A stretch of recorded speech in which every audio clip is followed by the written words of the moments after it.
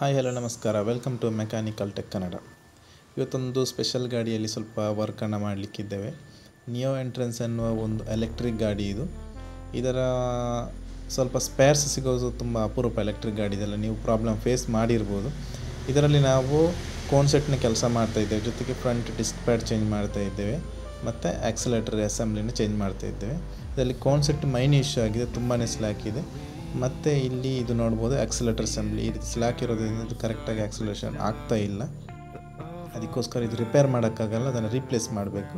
ಜೊತೆಗೆ front wheel jam ಆಗಿದೆ, ಯಾಕಂದರೆ ಡಿಸ್ಕ್ ಪ್ಯಾಡ್ ಸವೆದೋಗಿ ಸಂಪೂರ್ಣವಾಗಿ ವೀಲ್ ಜಾಮ್ ಆಗೋಗಿದೆ.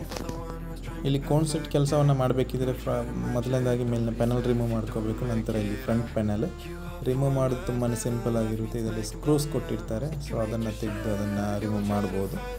ನಂತರ ಒಳಗಿನ ಅಸೆಂಬ್ಲಿಯನ್ನು ನೋಡ್ತಾ ಹೋಗೋಣ. ನಾವಿವಾಗ ಕಾನ್ಸೆಪ್ಟ್ ಪ್ರಾಬ್ಲಮ್ ಇದೆಲ್ಲ, ಸೊ ಇದನ್ನು ರಿಮೂವ್ ಮಾಡಬೇಕು. ಇದನ್ನು ರಿಮೂವ್ ಮಾಡಿ ನಾವು ಇಲ್ಲಿ ಹೊಸ ಕಾನ್ಸೆಪ್ಟನ್ನು ಹಾಕುವಂಥದ್ದು. ಸೊ ಅದನ್ನು ರಿಮೂವ್ ಮಾಡಬೇಕಿದ್ರೆ ಅದಕ್ಕಿಂತ ಮುಂಚೆ ಈ ಹ್ಯಾಂಡಲ್ ಅಸೆಂಬ್ಲಿಯನ್ನು ರಿಮೂವ್ ಮಾಡಬೇಕು. ಯಾಕಂತ ಹೇಳಿದರೆ ಮೇಲೆ ಬರ್ತಲ್ಲ ಥ್ರೆಡ್ಡಿಂಗು, ಸೊ ಇದನ್ನು ರಿಮೂವ್ ಮಾಡಬೇಕು. ರಿಮೂವ್ ಮಾಡಿ ಇದನ್ನು ತೆಗೆದು ಇದು ಕೆಳಗಡೆ ಒಂದು ಬರ್ತದೆ, ಇಲ್ಲಿ ಕೂಡ ಸಿಸ್ಟಮ್ ಇದೆ, ಸೊ ಅದನ್ನು ರಿಮೂವ್ ಮಾಡಬೇಕಾಗ್ತದೆ. ಸೊ ಅದನ್ನು ರಿಮೂವ್ ಮಾಡಬೇಕಿದ್ರೆ ನಾವು ಈ ಅಸೆಂಬ್ಲಿಯನ್ನು ನಾವು ಇದನ್ನು ತೆಗಿಬೇಕು.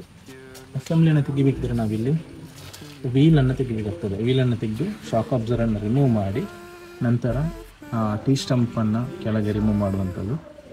ಸೊ ರಿಮೂವ್ ಮಾಡಿ ಆಮೇಲೆ ನಿಮಗೆ ತೋರಿಸ್ತೇನೆ.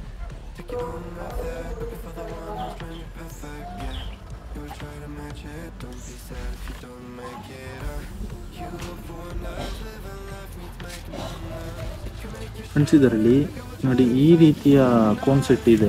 ಬಟ್ ನಾವು ಇನ್ಸ್ಟಾಲ್ ಮಾಡ್ತಿರುವಂಥ ಕಾನ್ಸೆಪ್ಟ್ ಈ ಟೈಪ್ ಇದೆಲ್ಲ ನಾರ್ಮಲ್ ಆಗಿ ಸ್ಕೂಟಿಯಲ್ಲಿ ಬರುತ್ತಲ್ಲ, ಸೊ ಅಂಥದ್ದೇ ಕಾನ್ಸೆಪ್ಟನ್ನು ಇನ್ಸ್ಟಾಲ್ ಮಾಡ್ತಾ ಇದ್ದೇವೆ. ಬಟ್ ಇದರಲ್ಲಿ ಸ್ಟಾಕಲ್ಲಿ ಬಂದಿರುವಂಥದ್ದು ಇಲ್ಲಿ ನೋಡ್ಬೋದು ನೀವು. ಈ ರೀತಿ ಕಾನ್ಸೆಪ್ಟ್ ಬಂದಿದೆ, ನೋಡುವ ಸೆಟ್ ಆಗ್ತದೆ ಅಂತ ಶೋರೂಮ್ನವರಿಗೆ ಕೊಟ್ಟು ಕಳಿಸಿದ್ದಾರೆ. ಫ್ರೆಂಡ್ಸ್, ನಮಗೆ ಇಲ್ಲಿ ಈ ಟೈಪಿನ ಒಂದು ಕಾನ್ಸೆಪ್ಟನ್ನು ಕೊಟ್ಟಿದ್ದಾರೆ, ಅವರು ಶೋರೂಮಿಂದ ಕೊಟ್ಟಿದ್ದಾರೆ. ನೀವು ನೋಡ್ಬೋದು, ನಾವು ನಮ್ಮ ಆ್ಯಕ್ಟಿವಾದಲ್ಲಿ ಬರುವಂಥ ಕಾನ್ಸೆಪ್ಟ್.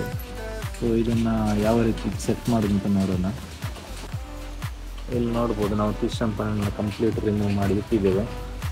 ಸೊ ಇದನ್ನು ನಾವು ಇದಕ್ಕೆ ಇನ್ಸ್ಟಾಲ್ ಮಾಡಬೇಕಾಗ್ತದೆ.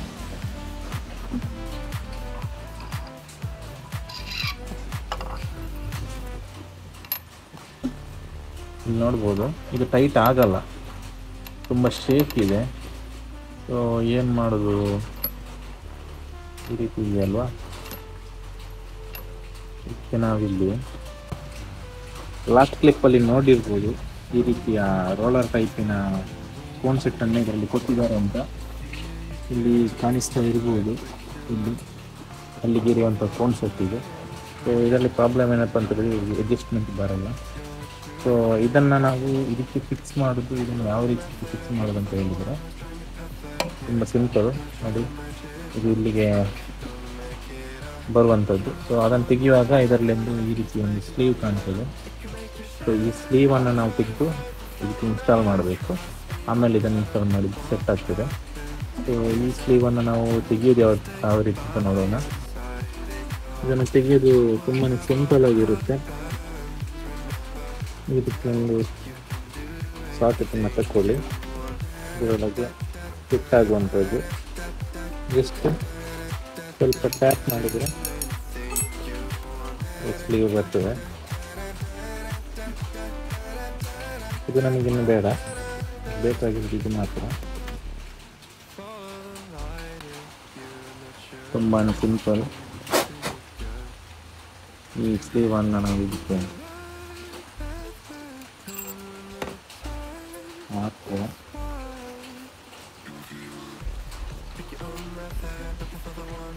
ಈ ಸೆಟ್ ಮಾಡಿ ಆದಮೇಲೆ ಸೊ ಇದನ್ನು ಹಾಕುವ ಇಲ್ಲಿಗೆ. ನಮ್ಮ ಮಾಮೂಲಿ ಕಾನ್ಸೆಪ್ಟ್ ಯಾವ ರೀತಿ ಇನ್ಸ್ಟಾಲ್ ಮಾಡ್ತೀವೋ ಸೊ ಅದೇ ರೀತಿ ಇನ್ಸ್ಟಾಲ್ ಮಾಡಿದರೆ ಆಯಿತು. ಫ್ರೆಂಡ್ಸ್, ಇಲ್ಲಿ ರಿಮೂವ್ ಮಾಡಿದ್ದೇವೆ ಇಲ್ಲಿದ್ದಂಥ ಪೋರ್ಷನ್ ಇದು. ಸೊ ರೋಲರ್ ಟೈಪ್ ಕಾನ್ಸೆಪ್ಟಲ್ಲಿ ಬರುವಂತಹ ಒಂದು ಪಾರ್ಟ್ಸ್ ಇದನ್ನು ರಿಮೂವ್ ಮಾಡಿದ್ದೇನೆ. ಸೊ ಇದನ್ನು ಬೇಡ, ನಾವು ಫಿಟ್ ಮಾಡಬೇಕಾಗಿರೋದು ಇದು ಮಾಮೂಲಿ ಹತ್ತಿರಗೆಲ್ಲ ಮಾಡ್ತೀವಲ್ಲ. ಸೊ ಇದನ್ನು ನಾವಿಲ್ಲಿ ಇದು ಫಿಟ್ ಮಾಡಬೇಕು.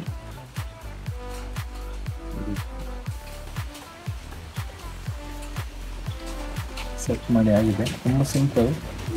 ಈ ರೀತಿಯ ಸಾಫ್ಟ್ ಅನ್ನು ತಗೊಳ್ಳೋದು, ಮಿಡ್ಲಿಗೆ ಇಡೋದು, ಹ್ಯಾಮರಲ್ಲಿ ಹೊಡೆಯೋದು ಅಷ್ಟೇ.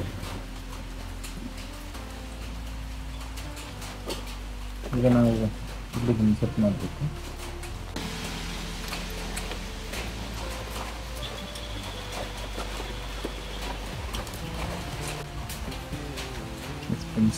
ಪರ್ಫೆಕ್ಟಾಗಿ ಸೆಟ್ ಆಗಿದೆ. ಇನ್ನು ನಮಗೆ ಇದನ್ನು ಸೆಟ್ ಮಾಡಬೇಕು ಇಲ್ಲಿಗೆ. ಸೊ ಇದು ಇಲ್ಲಿಗೆ ಸೆಟ್ ಮಾಡುವಂಥದ್ದು.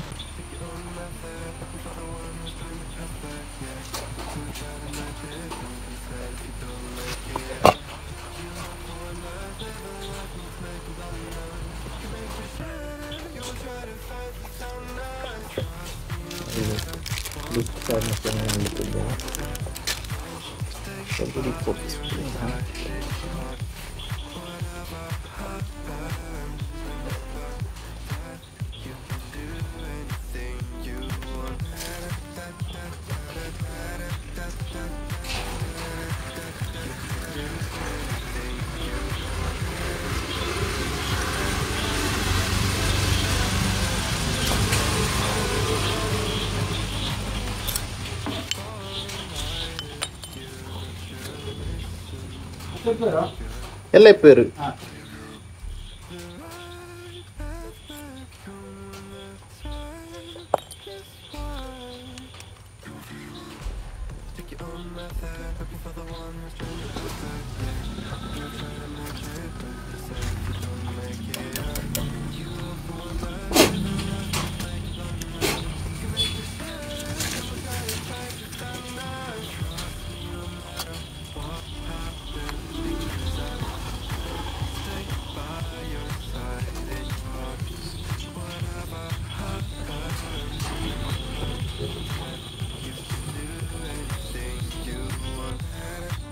ಫ್ರೆಂಡ್ಸ್. ಫಿಟ್ಟಿಂಗ್ ಎಲ್ಲ ಪರ್ಫೆಕ್ಟ್ ಆಗಿದೆ. ಈ ರೀತಿ ಬರ್ತಿದೆ ನೋಡಬಹುದು.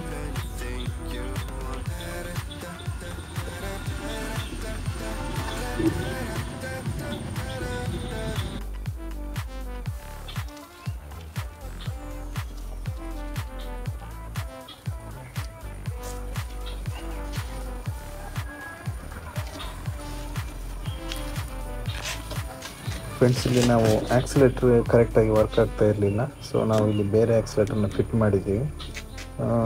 ತುಂಬ ಸಿಂಪಲ್ ಆಗಿರುತ್ತೆ ಫಿಟ್ಟಿಂಗ್ಸ್, ಏನಿಲ್ಲ. ಕೇಬಲ್ ಬರುತ್ತೆ, 3 ಸಾಕೆಟ್ ಬರುತ್ತೆ, ಡೈರೆಕ್ಟ್ ಶೂಟು, ಸೇಮ್ ಕಲರ್ ಇದನ್ನು ಶೂಟ್ ಮಾಡಿದರೆ ಆಯಿತು. ಇದರಲ್ಲಿ ಸ್ವಲ್ಪ ಚೇಂಜಸ್ ಇದೆ. ಯಾಕಂತ ಹೇಳಿದರೆ ಈ ಮಾಡೆಲಿಗೆ ಬಂದಂಥ ಆಕ್ಸಿಲೇಟ್ರ್ ಅಲ್ಲ ಇದು. ಇದಕ್ಕೆ ಸ್ವಲ್ಪ ಚೇಂಜಸ್ ಇದೆ, ಬಟ್ ಡೈರೆಕ್ಟ್ ಫಿಟ್ ಮಾಡಿದೆ. ಅದರಿಂದ ನಮಗೆ ಪ್ರಾಬ್ಲಮ್ ಏನಿಲ್ಲ ಆ ಥರ ಫಿಟ್ ಮಾಡಿದರೆ. ಇಲ್ಲಿ ಪ್ರಾಬ್ಲಮ್ ಇರೋದು ಇಷ್ಟೇ. ಈ ನೋಡಿ, ಇಲ್ಲಿ ಮೋಡ್ಸ್ ಇದೆ ಅಲ್ಲ, 1 2 3 ಅಂತ. ಇದನ್ನು 1ಗೆ ಹಾಕಿದಾಗ ಇಲ್ಲಿ 3ಗೆ ಕನ್ವರ್ಟ್ ಆಗುತ್ತೆ. 2ಗೆ ಹಾಕಿದಾಗ 2 ಇದೆ. ನೆಕ್ಸ್ಟ್ 3ಗೆ ಹಾಕಿದಾಗ 1ಗೆ ಕನ್ವರ್ಟ್ ಆಗುತ್ತೆ. ಸೊ ಇದರ ಉಲ್ಟಾ ಇಲ್ಲಿ ಇದಾಗುತ್ತೆ ಅಷ್ಟೇ, ಬೇರೆ ಏನು ಪ್ರಾಬ್ಲಮ್ ಇಲ್ಲ. ನಾರ್ಮಲ್ ಕರೆಕ್ಟಾಗಿ ವರ್ಕ್ ಆಗ್ತಾಯಿದೆ. ನೆಕ್ಸ್ಟ್ ಅದು ಬಿಟ್ಟರೆ ಇಲ್ಲಿ ನಾವು ಬ್ರೇಕ್ ಸ್ವಿಚ್ ಒಂದಿತ್ತು, ಇದೊಂದು ಕಂಪ್ಲೇಂಟ್ ಇತ್ತು. ಸೊ ಇದನ್ನು ರಿಪ್ಲೇಸ್ ಮಾಡಿದ್ದೇವೆ. ತುಂಬ ಸಿಂಪಲ್ ಆಗಿ ಇನ್ಸ್ಟಾಲೇಷನಲ್ಲಿ ಇರುತ್ತೆ ಅಷ್ಟೇ. ಅದು ಬಿಟ್ಟರೆ ಬೇರೆ ಏನೂ ಇಲ್ಲ.